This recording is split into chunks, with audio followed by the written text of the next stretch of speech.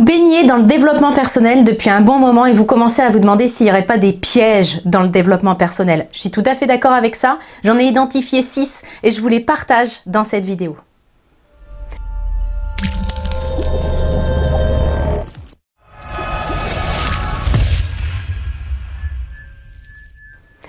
Bonjour, mon nom est Nathalie Martin, je suis coach en éveil de conscience auprès des hommes et des femmes qui veulent une vie remplie de sens et d'abondance à tous les niveaux. Alors si c'est votre première visite ici sur ma chaîne, soyez les bienvenus, je vous invite à vous abonner pour avoir en priorité mes prochaines vidéos.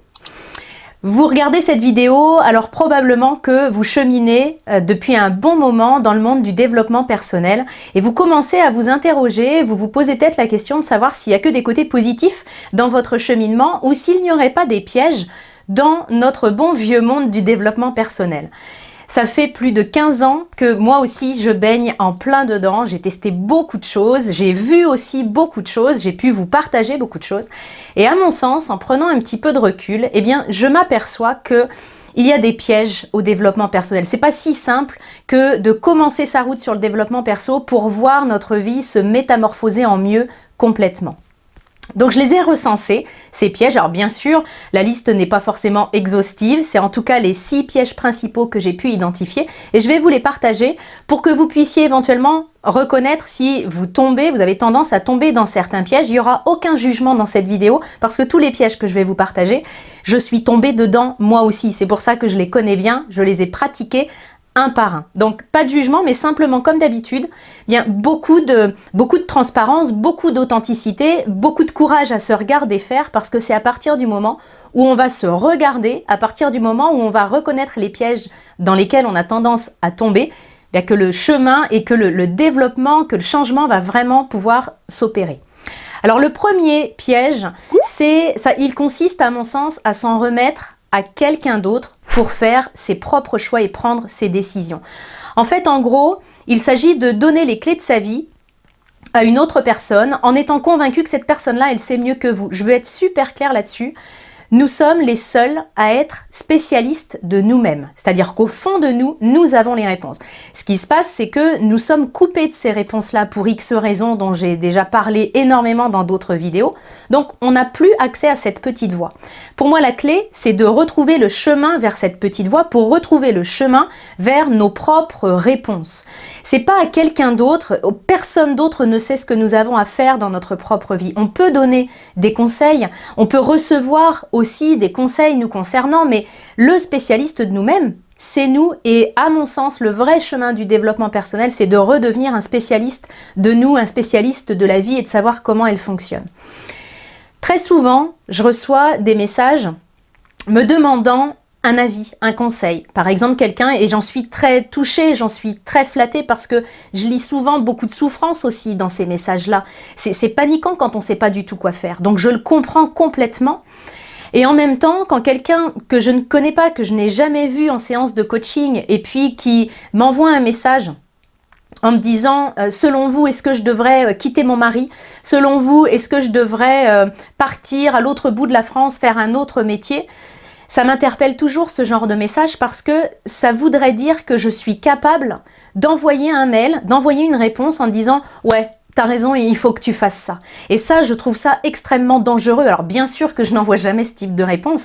Vraiment, pour moi, j'ai pas cette réponse-là. Je n'y ai pas accès. Par contre, ce que je sais faire parce que c'est mon métier, c'est accompagner les personnes à se reconnecter à cette petite voix, à se reconnecter à leur pleine puissance.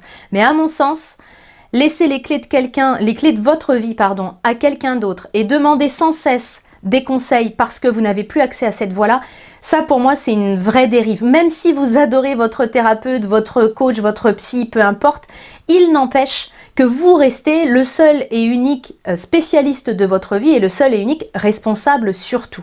Donc ça, c'était un premier piège que je voulais vous partager.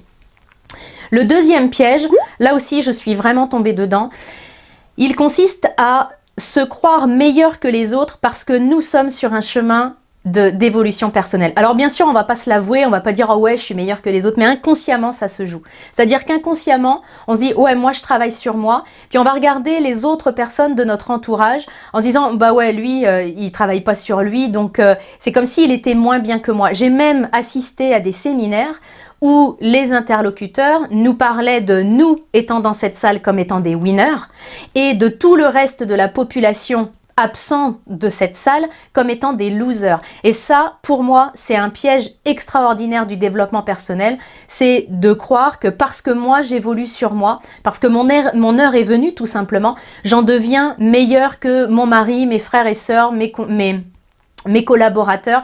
Ça, c'est vraiment une erreur à mon sens, parce que c'est pas une question d'être mieux ou moins bien, c'est une question de temps divin pour chaque chose, et certaines personnes n'en sont pas encore à évoluer sur elles.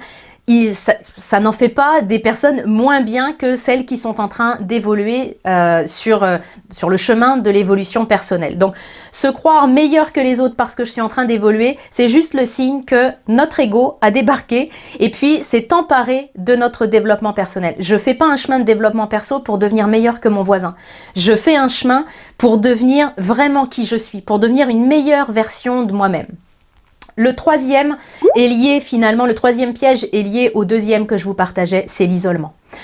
Combien de fois je rencontre des personnes qui me disent être seules, qui me disent cheminer sur elles, travailler avec des guillemets, parce qu'on parle aussi de travail sur soi, c'est dire combien c'est perçu comme étant laborieux. Donc, travailler sur elles pendant des années et puis me dire qu'elles se sont complètement isolées parce qu'a priori, tout leur entourage était toxique. Et encore une fois, je suis très claire, il n'y a pas de jugement, mais il n'y a pas de complaisance non plus dans mes propos. C'est-à-dire que si mon chemin personnel m'a conduit à m'isoler de mes parents, mes frères, mes sœurs, mes amis, mes collègues, et si aujourd'hui je vis tout seul, il y a quand même quelque chose, moi, qui me pose question. C'est-à-dire que là, j'ai dégagé tout le monde et ça me conduit à mon isolement. Le développement perso, parce que ça aussi, je l'entends souvent, en disant ouais mais si je travaille sur moi, si je fais du développement personnel, je vais devenir égoïste, c'est vraiment se regarder le nombril et puis pour finir tout seul. C'est pas ça le développement personnel. C'est d'abord être complètement nourri en autonomie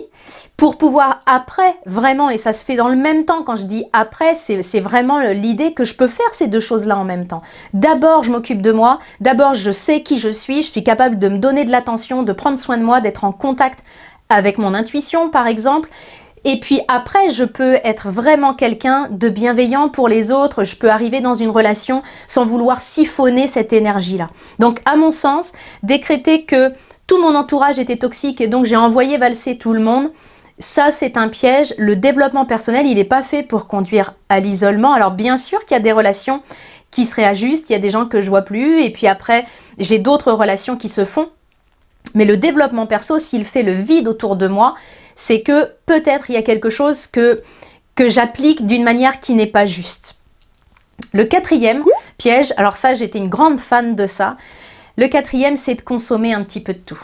On vit une période extraordinaire. Il y a des milliers, des centaines de milliers sans doute de personnes qui consacrent leur vie professionnelle à aider les autres. J'en fais partie. Ce qui veut dire que sur Internet notamment, on peut trouver de tout. On peut trouver énormément de ressources, des ressources qui sont gratuites, comme cette vidéo d'ailleurs, puis qui permettent déjà de cheminer et d'avancer. Le revers de la médaille, c'est que on est dans une société de consommation et je peux agir avec mon développement personnel exactement comme j'agirais avec une société dans une société de consommation. C'est-à-dire que je suis au grand buffet du développement perso, puis je consomme un petit peu de tout et finalement, je dilapide mon temps parce que j'arrive sur une vidéo sur YouTube par exemple et puis 1h30 après, je suis encore en train de regarder des vidéos sur YouTube parce que YouTube est extraordinaire pour ça. Il va m'amener à creuser davantage et à m'en proposer, mais ça peut être aussi quelque chose qui prend énormément de temps.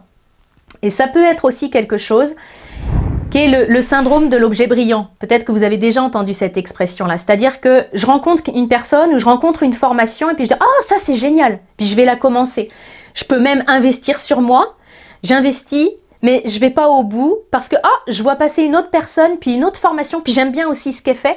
Ça veut dire que cette formation-là, qui aurait pu vraiment avoir un impact bénéfique sur ma vie si je l'avais fait à fond, eh bien, je vais pas en tirer les bénéfices parce que j'ai vu un autre objet brillant. Et moi, je rencontre beaucoup de personnes, et ça a été mon cas encore une fois par le passé, qui cheminent dans le monde du développement personnel, qui connaissent plein d'interlocuteurs, puis en même temps qui n'ont fait finalement que leurs offres gratuites, donc des choses qui sont certes efficaces, parce qu'il y a des ressources gratuites qui sont extrêmement efficaces, et en même temps, quand effectivement on investit sur soi puis qu'on se dit cette personne-là, vraiment elle me fait triper, vraiment je résonne avec elle, eh bien moi je préfère creuser à fond ce sillon-là que d'aller en surface et c'est nettement plus efficace.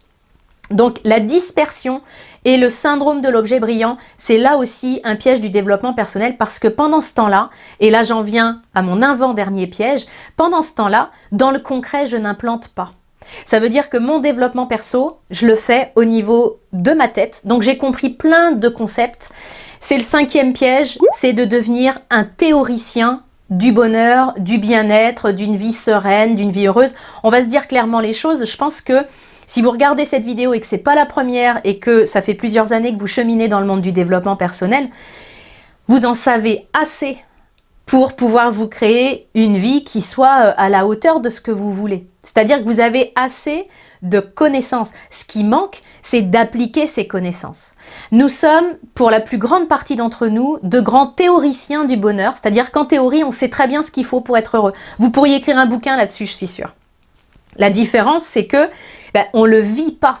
Et la vraie connaissance, ça passe par l'expérience. Donc, un autre piège pour moi, c'est de se contenter de la théorie du bonheur. J'ai compris plein de choses. Je rencontre énormément de personnes qui me disent « Oh, mais ça, j'ai compris plein de choses ces dernières années. » Mais concrètement, qu'est-ce que tu en as fait et comment tu le vis et comment tu l'incarnes? Parce que tant que c'est pas incarné, tant que les moindres petites choses que j'ai apprises, je les redescends pas dans la réalité. Alors bien sûr, c'est ce qu'il y a de plus compliqué à faire, hein, parce que tant que je suis dans la théorie, ça me confronte pas trop, ça me fait pas trop peur. C'est quand je vais passer vraiment à l'application que là, mes vieux démons vont pouvoir se réveiller, mes peurs vont débarquer, mais c'est là que le changement se passe. Donc si vous vous apercevez que ça fait des années que vous cheminez, mais qu'il n'y a rien de concret qui bouge, peut-être que vous êtes dans ce piège du théoricien du bonheur. Et puis le dernier piège, et ça aussi, je suis tombée vraiment les 2 pieds dedans, c'est de se contenter de son développement personnel, vraiment au sens pur du terme, au sens coaching du terme aussi, parce que moi, quand je me suis formée au coaching, on m'a appris à aider les gens à se développer personnellement. Et c'est ce que j'ai fait moi-même. C'est-à-dire que dans un premier temps, j'ai énormément travaillé sur mes croyances, sur mes valeurs, sur mes besoins, sur tout un tas de choses, très développement personnel pur et très coaching pur. Et je me suis aperçue que j'avais un manque. Et ce manque-là, il était lié au fait que je me contentais de ce développement personnel et que je n'avais pas de ce que j'appelle du développement spirituel. C'est quoi le développement spirituel? Pour moi, ça n'a rien à voir avec la religion. C'est-à-dire que la spiritualité peut effectivement passer par la religion, mais j'ai bien dit peut passer par la religion. Je connais des personnes qui n'ont aucune religion, aucune étiquette et qui sont extrêmement spirituelles. La spiritualité, c'est redécouvrir comment vivre selon les lois de l'esprit. Comment redonner du sens. C'est pour ça que ça me tient à cœur de redonner du sens et de vous accompagner à redonner du sens parce que pour moi, c'est ça la spiritualité, c'est connaître les lois de la vie, c'est cette connexion à soi, cette connexion à notre intuition, cette connexion à la partie la plus pure de nous et cette connexion au grand tout, peu importe le nom que l'on puisse lui donner. Donc, à mon sens, négliger cette partie plus spirituelle et se contenter de se développer personnellement, ça aussi c'est un piège parce que je me suis aperçue à titre personnel et aussi auprès de toutes les personnes que j'ai pu accompagner ces 6 dernières années, eh bien que le vrai manque, c'est plutôt ce développement spirituel. C'est plutôt découvrir comment être vraiment pleinement serein, comment être connecté à la partie la plus pure de nous qui n'est pas du tout inquiète de ce qui se passe dans notre vie parce qu'elle sait très bien qu'il n'y a aucun flocon de neige qui tombe au mauvais endroit. Donc, toute cette partie-là, toute cette partie d'apaiser notre ego, de comprendre comment il fonctionne, pour moi, c'est ça le développement spirituel.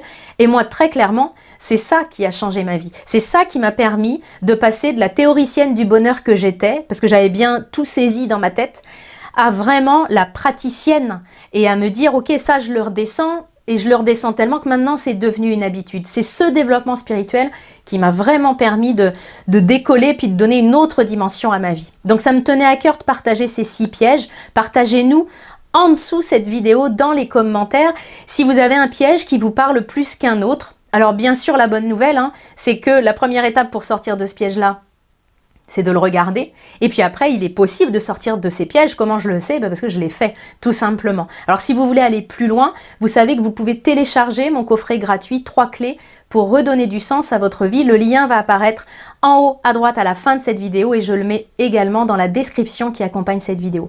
Si vous avez envie que je traite de thèmes en particulier lors de mes prochaines vidéos, n'hésitez pas à me laisser vos suggestions dans les commentaires. Et si le sujet m'interpelle, s'il fait vraiment partie de mon expertise, je me ferai un plaisir de tourner des vidéos sur mesure pour vous. Je vous souhaite le grand meilleur. Je vous retrouve très bientôt.